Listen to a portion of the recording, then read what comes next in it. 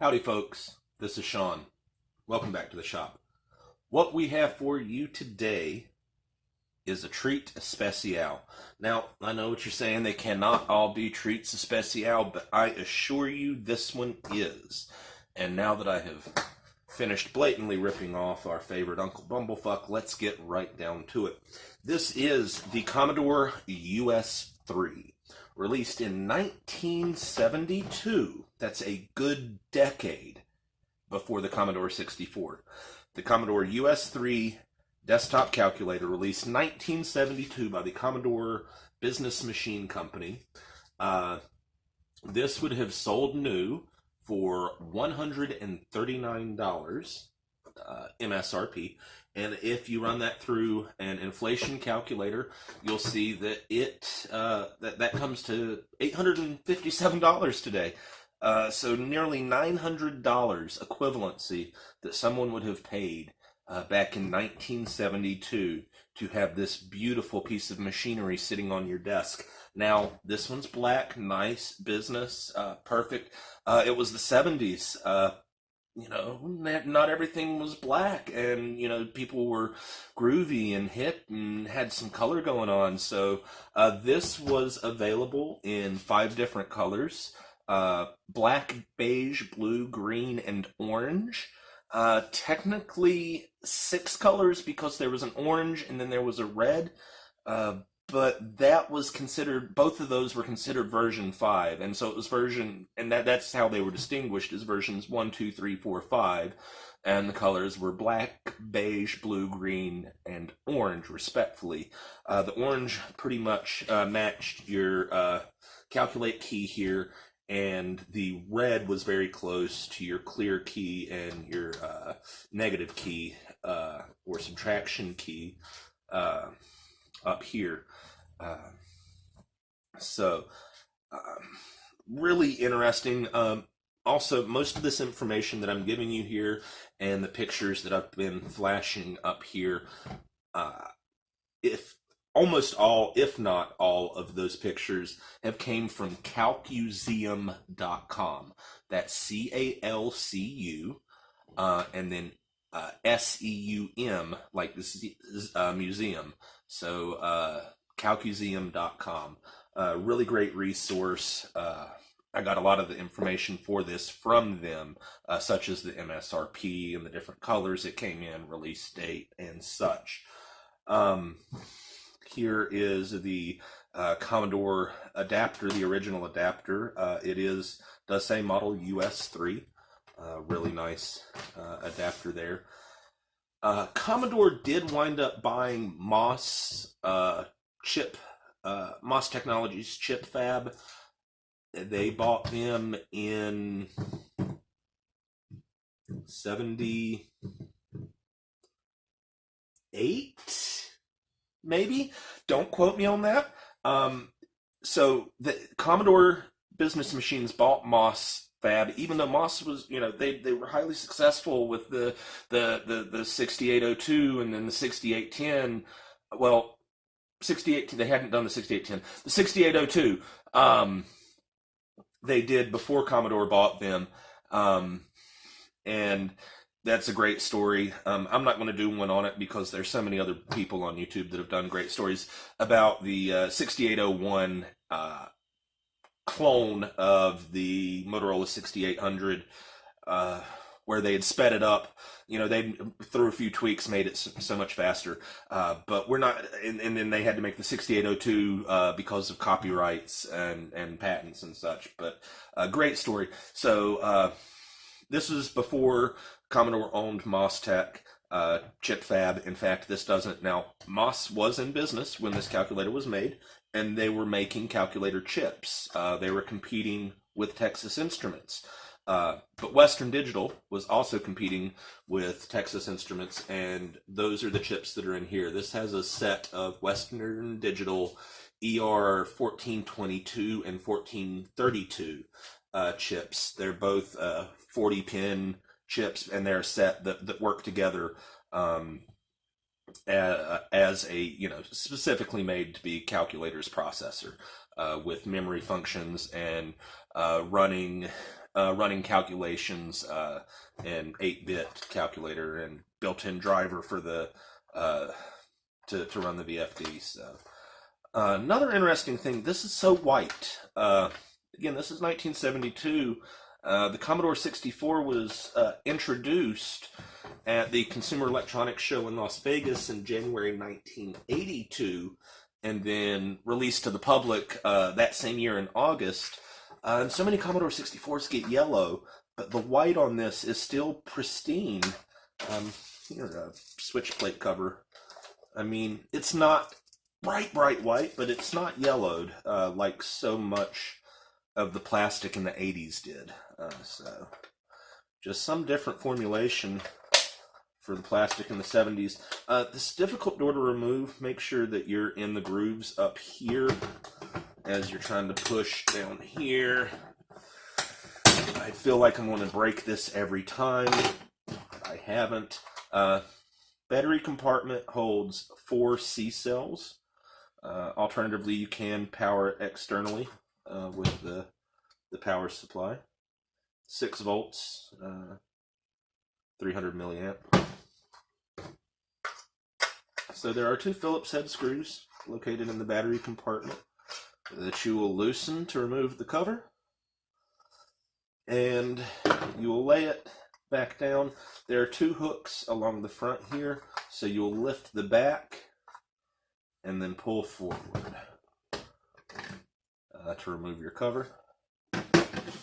And there is your beautiful VFDs and all the little individuals. And right here, those are individual. You've got 9 individual glass VFDs, and there are wires running down from them. You can see that a little bit better back there. There are the 2 Western Digital ER 1422 and 1422 here and 1432 up here.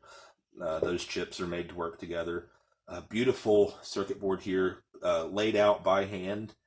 You can just see the traces and then the way they flow. Somebody sat at a drafting table with a French curve and, you know, laid these traces in and set up their thicknesses. I'm guessing this is probably a ground test point right here. There's another test loop right over here that's labeled with a positive. The pins on the chip down here. VDC negative, positive, laid out. This right here, PC2422, will be the high voltage driver power supply that's providing the high voltage for these VFDs, because these are, in essence, neon tubes. And they're tubes with gases inside of them, and there's anodes and cathodes. You can actually see the cathode in the bottom right corner of each of these tubes, and the anodes are individual. Well, actually, I'm pretty sure it's a really thin mesh. Anyhow, other people have great videos on how VFDs are made, but there is one thing really neat about these we'll get to in a minute that I just think is beautiful. But that's just because I find interesting things to be beautiful. So the keyboard on this, they are little magnets behind them, and they're reeds. It's a reed switch based keyboard. Magnetic reed switches in there. So, all right, there we go. Folded it open. They connect down here along the bottom with just a row of wire, and connects the same way right up here with a set of pins to the header board for the VFDs. If you sit here and follow the traces, you can see the way they're laid out and connected together and multiplexed. Let's see. I do want to see. There's a little silver can here on the back.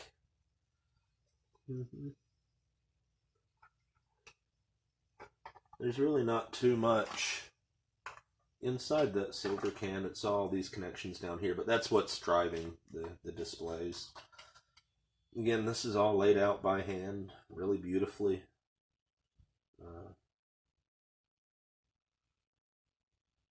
Yeah, I can sit here and geek out on this for forever, and I've probably already had to trim the video down a little bit because I'm sitting here just rambling, geeking out over this thing. And this is the third or fourth time I've been in it. I think I've shot this. I've shot a video of this calculator a number of times now, but I ramble and I'm not happy. I'm not concise. It's just, I'm not happy with it, so I haven't posted it. But I think I'm going to just have to be happy with this one and post it because the world needs to see this calculator in all its beautiful glory. Make sure to push the wires out of the way, and that does move the VFDs around a little bit, but otherwise you'll pinch them when they're right here and here. It's these two posts that those screws go in. That's what holds the cover on. There were two screws here and here, but those, one was already gone. Anyhow, it had failed. Somebody had tried putting wire in there. Someone that wasn't me tried to put wire in there to put a screw in to get it to hold.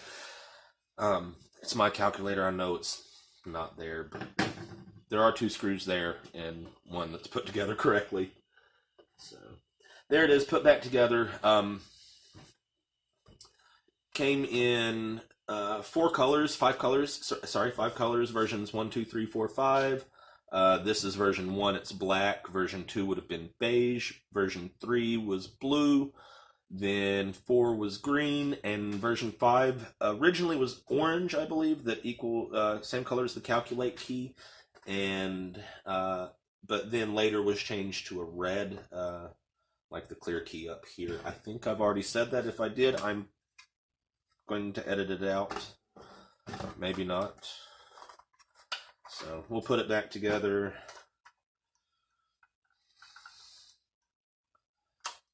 But yeah, so released well before, again, a full decade before the Commodore 64. This thing was kicking around. Before Commodore owned MOS Technologies.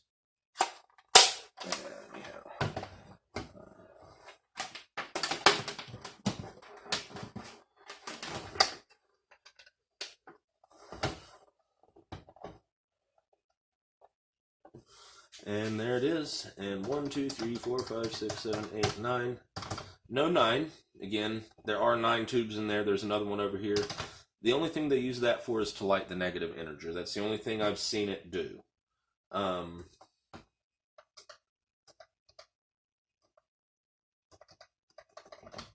So, anyhow, what I think is really cool about it, it does everything you'd expect. It holds memory. It does running calculations. 12 times 3 equals, yeah. So it'll do running calculations, which in 1972, that was a really awesome thing. So 1 plus 1 equals plus 1 equals plus 2 equals plus 3 equals plus 5 equals plus 8 equals plus 13 equals... I don't think there's a way to do that. I wish there was, but yeah, there's not. Golden numbers. Yay. But what is really awesome about this is the integer 4. I don't know if you noticed it, but it's a 7-segment display. But usually with a 7-segment display, you call it 8 because you have a decimal. So there's the decimal. And you'll see the decimal move over when I type another 0 in. But there's also a tick off the back of the 4. So your regular 7-segment display usually has 8 segments because you also have a decimal. This one has a 9th segment that is the tick off the back of the 4. That's the only thing that uses it. The negative integer is using the center segment. I believe it's usually segment 2 because it's 1, 2, 3, 4, 5, 6, 7. And then 8, the 8th segment of the 7-segment display is the decimal, and then here we have the 9th segment, which is the tail off the back of the 4. So there we go. A little tail off the back of the 4. Here's where I drew you a nice little picture in a previous video, but yes, 1, 2, 3, 4, 5, 6, 7 segments. Then your decimal. This has the 9th segment over here that's just the tail on the 4, which is, this is the only calculator, the Commodore US3, only one I've ever seen it on. I've done a little research. All the information I got from this, from calcuseum.com, I've looked through there. I've not seen anything else that uses it. Most of Commodore's other calculators don't seem to use this either, just the US3. But neat little piece of history. Picked it up at Goodwill for $6, and it's worth $857, as I shown you right there in the inflation calculator. So I hope you enjoyed this. This has been KJ4 PTD. Make all kinds of videos. I'm sure it's recommending one to you here. Down there's the subscribe button. It'd be awesome if you'd subscribe. I promise I don't release a bunch of crap, but it's very eclectic. It would mean an awful lot to me, though, if you would click the like or the dislike. Either one of them, you know how the algorithms work.